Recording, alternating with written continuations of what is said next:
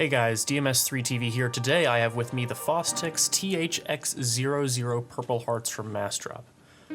Now this is one of the first Fostex dynamic headphones I've ever heard, so I can't really compare them too much to Fostex other dynamics, but I do have quite a bit to say about these. Now these specific ones were sent to me by someone who watches the channel, and they do have a tuning kit on them, which does slightly change them, but not severely. So these should be relatively representative of the stock TH-X00 Purplehearts. And these also do have different pads on them, and I'm going to get into that in a minute.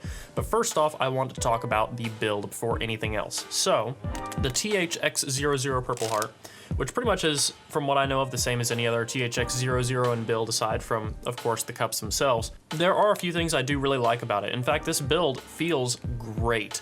And my favorite thing here is this click right here. That is absolutely just like super satisfying.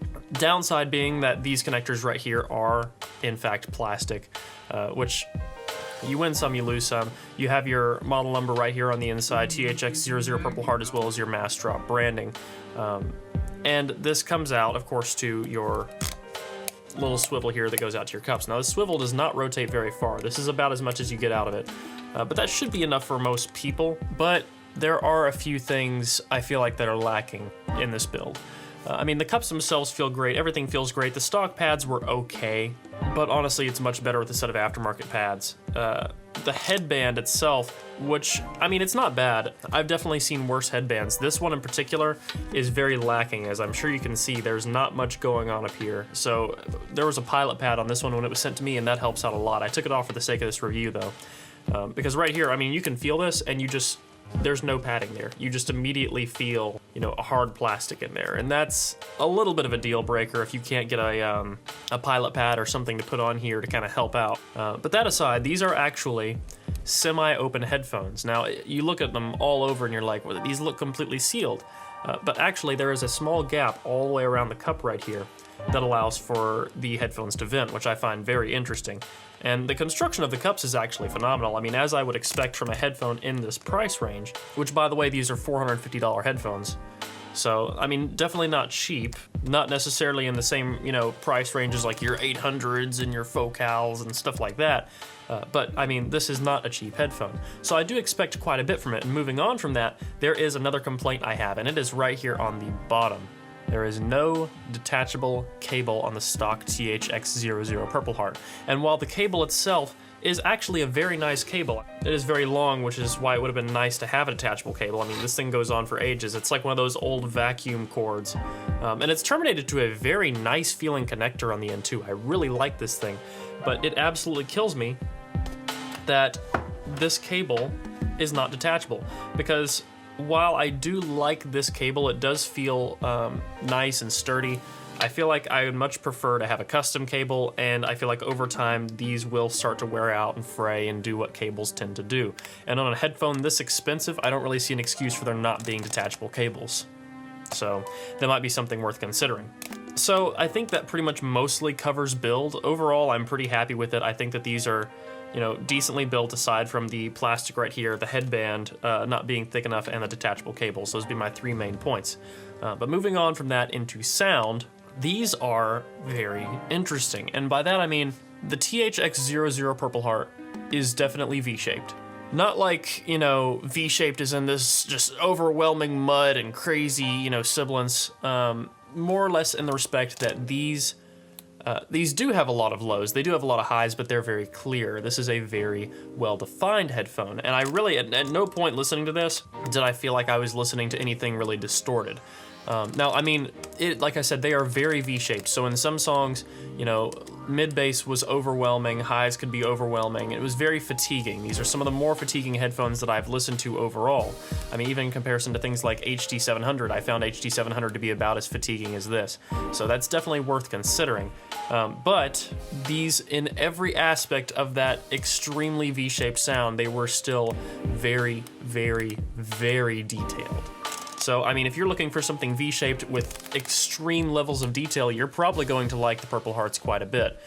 Me personally, I can't listen to them for very long because they are just so sharp, but I can definitely appreciate their intense clarity. Now, With that said, soundstage is actually pretty impressive for these two on closed, well, semi-closed headphones.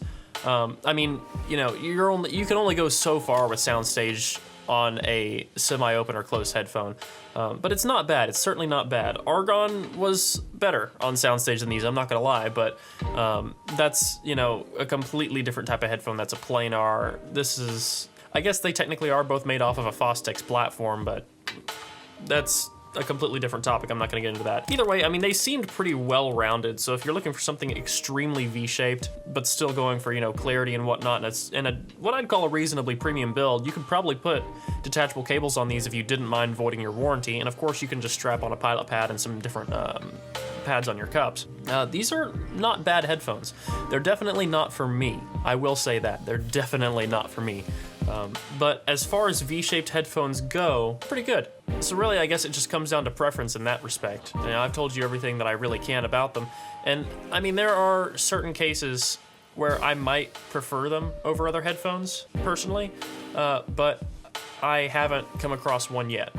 I will say though, I really like headphones that have wood in them. Maybe that tilted me a little bit towards these, but I find myself all the time taking things and, yeah, this is my beanie, taking things and trying to polish them. As I'm sure you could see in the intro in the beginning of this, you could actually see the reflection of the camera and the studio lights up against the wooden cups, which I thought was pretty cool. Do I think these are worth $450? That's maybe a stretch. I would say if I was going out to buy a set of these, if I was looking for a headphone with an intense V shape like this, I'm not sure if I would be willing to pay $450. Maybe, you know, $300. I think these would be solid at $300. Oh, and I will say also, since they are very V-shaped, mids seem a little bit recessed. Vocal clarity, I mean, vocals are very clear, of course, but they are not very present. Vocals are a little bit off in the distance. Not like, you know, out in space, but vocals are not right up in your face, you know, like your Sennheisers or even like, you know, other Fostex mods and things like that. So you will notice your vocals are a little bit more distant, but you know, you listen to something like Earth, Wind, and Fire on these, and you're just gonna get sucked right into the highs. Like, it's actually pretty impressive. But once again, that's gonna come down to preference. I mean, while, like I said, these can be very enjoyable for music like that, it's not something that I can listen to for very long. This is like, you know, maybe, you know, 1-2 songs and that's it. And then I'm like, okay, where's my 650s at? Where's the 600s at? You know, it's not something that I could ever use as a daily driver.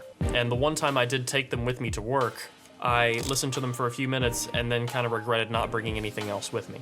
So anyway, guys, that has been the Fostex TH-X00 Purpleheart from Massdrop. I greatly appreciate you guys tuning in, and I will see you guys next time.